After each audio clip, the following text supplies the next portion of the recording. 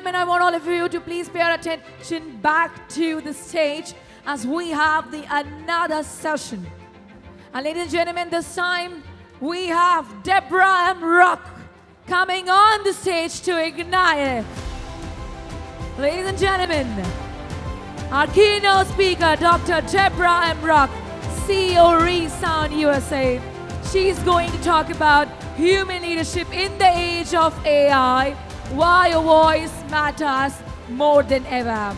Dr. Debra Mrock is an international leadership performance strategist, keynote speaker, and a full-time author and podcast host whose work centers on one defining truth. The world does not move forward because of the preparation alone. It moves because someone decides. Well, Debra, I always admire the way you are. Well, you're going to talk about AI, but AI just came and you are older than the AI and the internet. So you have seen the entire generations, the internet coming, Google coming, the search engines coming, and then the artificial intelligence, social media. So you have seen this entire generation of technology and digital advancements. So love to hear from you. Come on, give me a resound applause for Dr. Debra Mrock. Woo!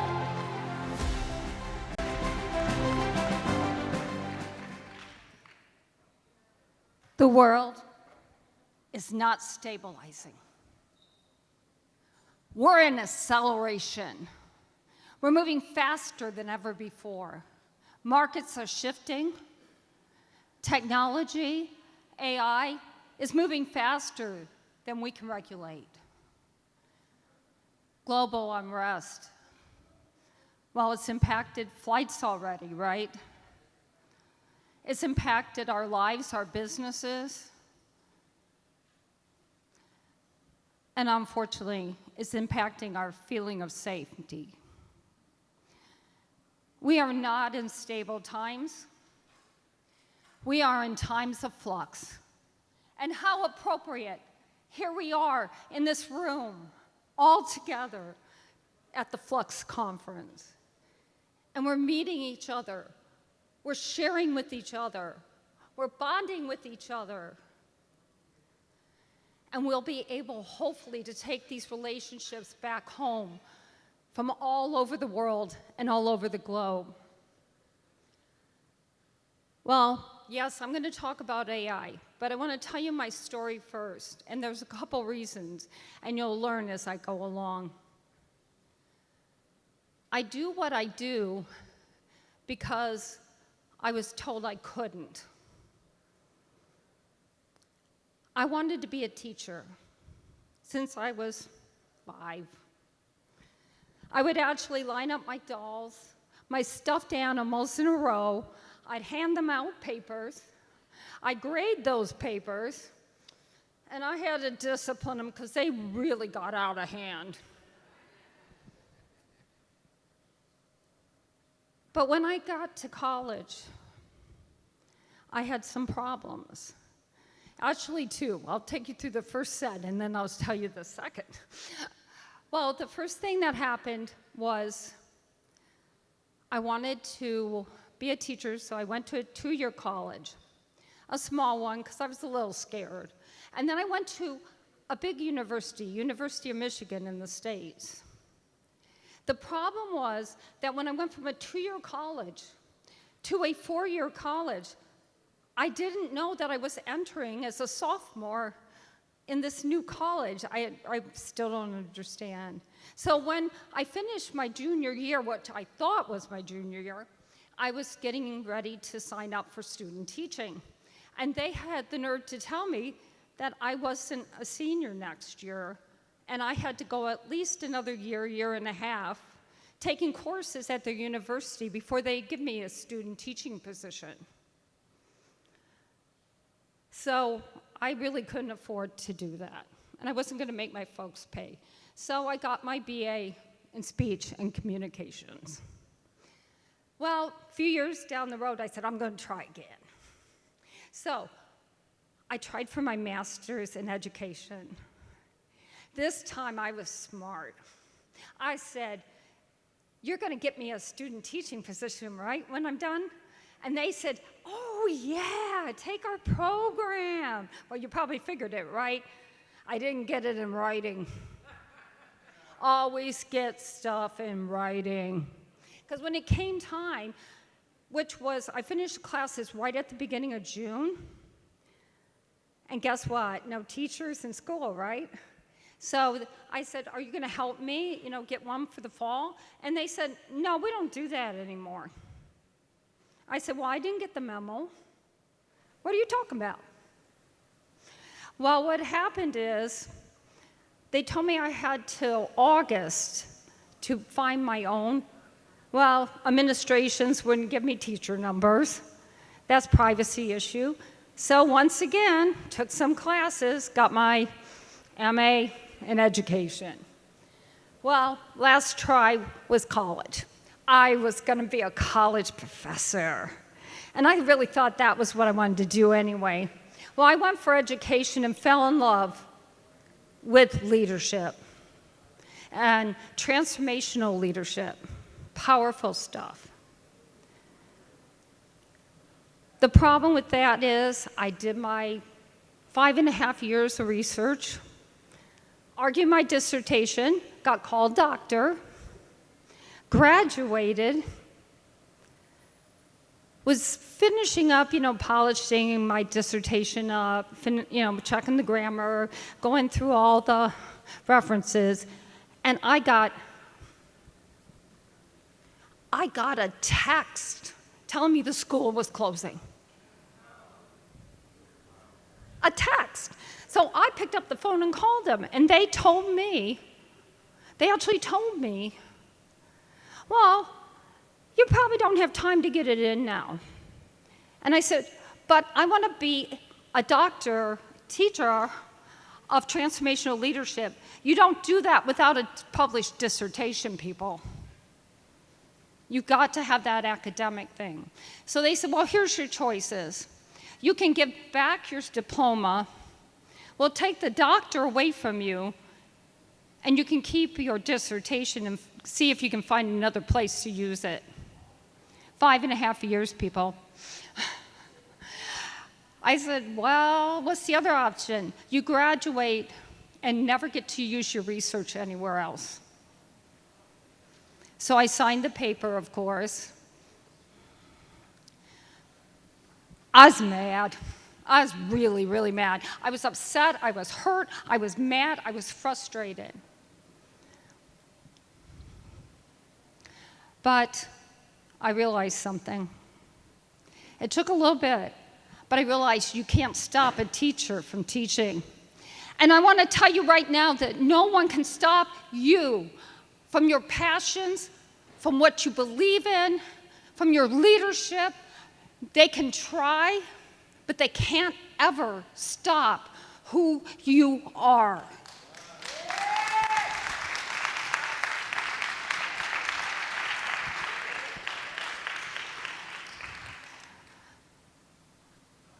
Another thing happened when I was in 2nd grade. This is the other story. In 2nd grade, back then they didn't take kids to the hospital like they do now. My parents kept me home. I had high fevers, lack of oxygen. I don't remember anything from that time except for waking up and trying to take a little bit of soup. That stays in my memory. When I went back to school, I found out I had some learning disabilities, but it wasn't recognized at that time. I just knew suddenly I couldn't do grammar or spelling. I still, to this day, with my doctorate, cannot do grammar and spelling.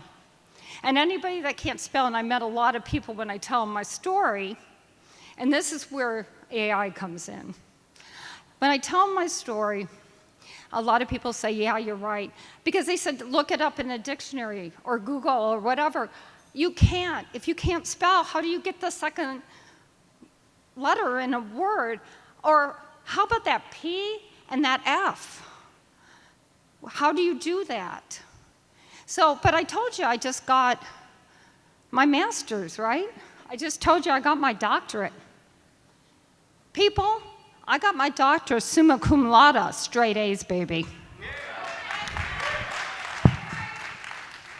And you know how I did it? with AI. Grammarly came in 2009, was one of the first programs of AI. And guess what? It wasn't perfect, it still isn't today, trust me, it still makes mistakes. But I was able to get my papers written and semi-good grammar and using editors on the side to finish it. I was able to graduate with straight A's. So that's why I love AI.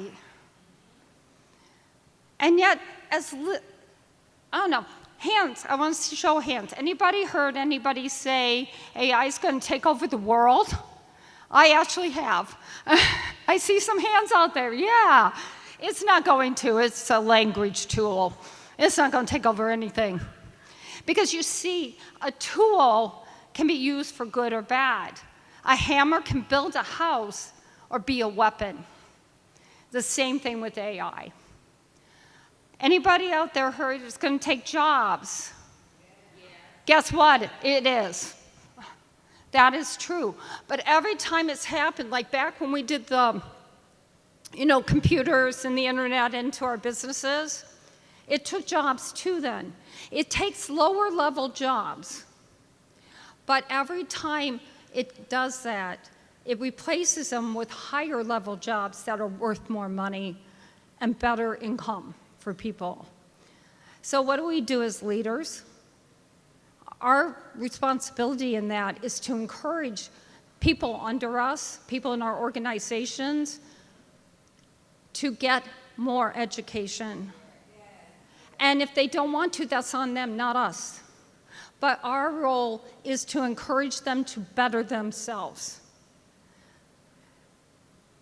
So I'm going to get into why our leadership voice is important. Because you see, we can do three things AI cannot do. We can do critical thinking. AI can do tons and tons of words and sentences and ideas. But it's us as leaders who has to decide what content is important, what content we're going to give to our people. That's a human trait. Also, leadership voice. AI can't do that. It's a machine. It cannot have a leadership voice. It cannot stand like I'm standing right now talking to you and the other people that have been up here talking to you. It can't do that. It's a human being that has to do it. It also can't stand in front of a group of people and reassure them on what's going to happen in their organization. You as leaders do that. And the third thing it can't do is presence under pressure. It doesn't feel pressure, it's a machine. So, we do. And we'll be talking about that more in a minute. So I'm going to dive into each of those. Critical thinking. It's been a kind of a myth that having a lot of information is going to be productive. With AI, and it wasn't productive before, but with AI, we're getting tons and tons and tons. It can do 10 reports in a second. You know what happens when you have too much information? Cognitive overload and confusion. So too much is never always that good. It's a lot to sort through, and it's hard. What we can do is take the information, look at the information, and draw our own personal conclusions. That is part of our leadership voice, because it goes right into leadership voice. We decide what information will work for us, for our companies, for our people, and for where we're going in the world. Now let's talk about leadership voice because it goes right into that. AI doesn't have leadership voice. It's a machine. We do. We have to decide what information is going to happen. The problem with times like this is that leaders hesitate. There's so much information, things are in flux. We're in flux right now. Global insecurity, markets are crazy, and we hesitate. Hesitation is a killer. It's a killer to your businesses. It's a killer to your voice. And so how do we make decisions on that? And how much information do we use? Well, I'm from the States, so I like to quote what Colin Powell said. He was Secretary of State for the US. And he said, business owners, entrepreneurs need to make decisions off 40 to 70% of the information available. And the word information available is scary now, isn't it? Because there's a lot available. But what he said is under 40, that's being kind of reckless. Over 40, if you wait to 100%, somebody else is going to move. Somebody else is going to have that product. Somebody else is going to have that idea. Somebody else's business is going to change. And you're going to still be sitting there. And it's easy to do during times like this. During times of flux, it's hard to be certain. So what we really have to do as leaders during this time is make decisions even when we're uncertain. And that may be we make a decision, we go in, and then we find out more information, and we realize we were off. You know what? That's okay. You can always tweak it. But if you just sit there and wait, other people are going to move while you're not moving. Presence in pressure. Again, AI does not feel pressure. We do. It's how we show up during those moments. See, when the pressure starts on us, things start to happen to our bodies, to our minds. And so part of what I teach when I go into places, to schools, to businesses, is teach leadership presence. And I would like to do a couple of the exercises with you. So why don't y'all just get up for a second and do this with me. I'll try to do this with my mic going around. Okay. Picture with me. You have worked hard. You've done your due diligence. You've read the reports. You talked to your team. And you got a trajectory. And you're about to walk into the rest of the meeting, and you're about to tell them where you're going, how you're going to go there. Because you're pretty almost 100% positive, but maybe about 80, maybe 70. But you're thinking, this is it, I'm going to tell them. And then suddenly your brain starts. And you go, should I have included that? Remember, you're about to walk in the room. Should I have said that? And you start that. Maybe you walk out the door, and one of your team runs up. Oh, I was up all night long. And I was thinking, we didn't talk about this. Should we put this in?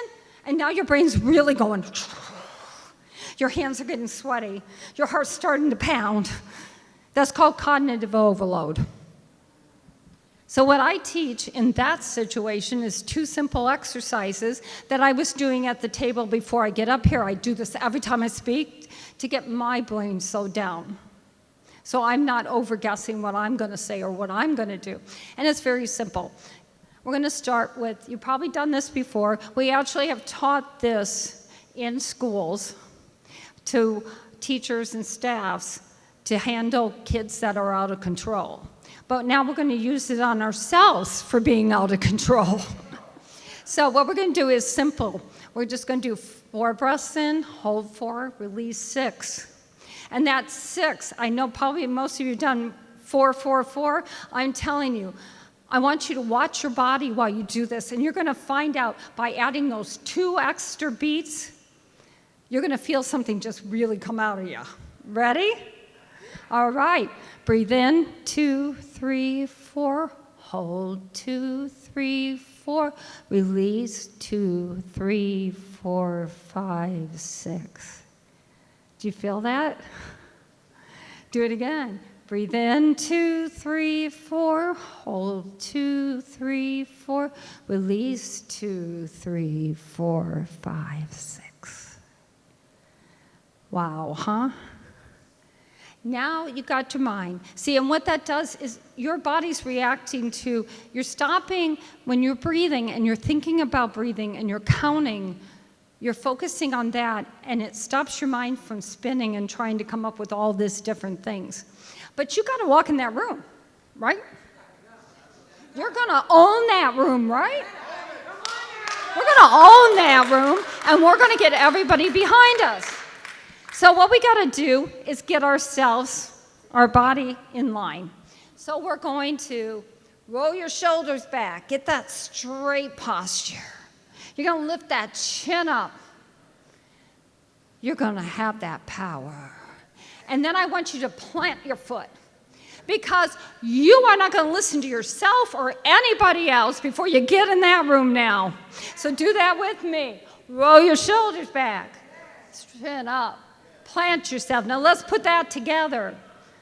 Breathe in, 2, 3, 4. Hold, 2, 3, 4. Release, 2, 3, 4, 5, 6. Roll your shoulders back, chin up, plant your foot. You're going nowhere, people. Give yourselves a hand.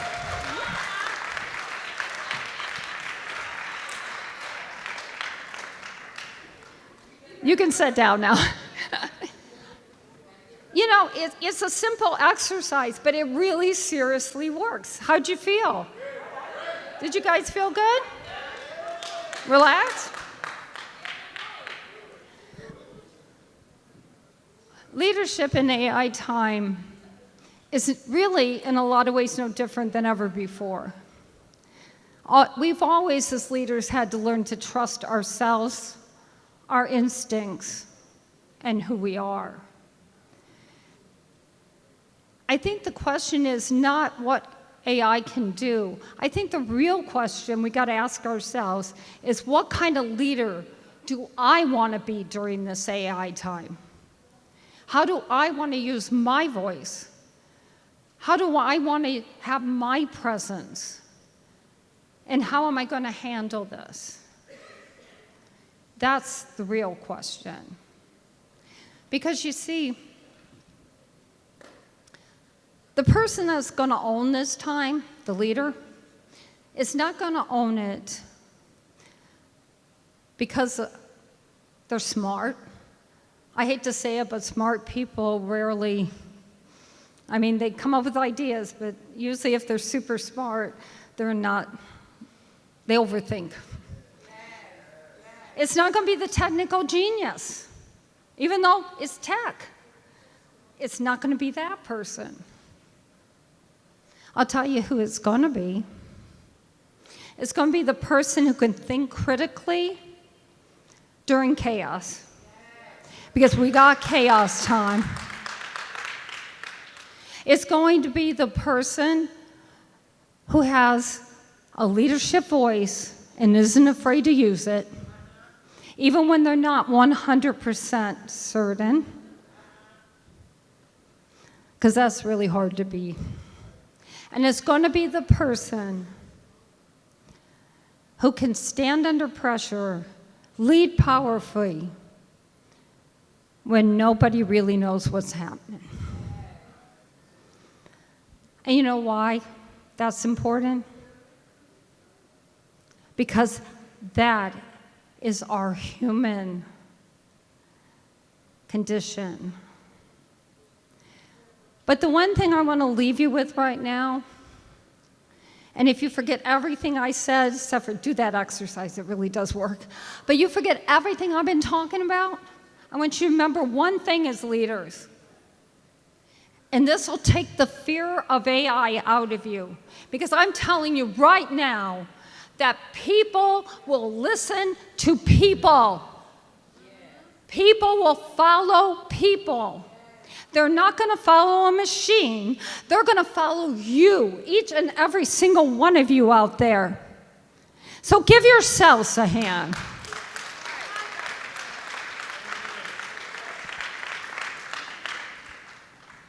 I want to thank you for your graciousness and for allowing me to share with you. And always remember, you guys are brilliant, you're smart, you're beautiful, and most important of all, it's time for us to change this world for the good.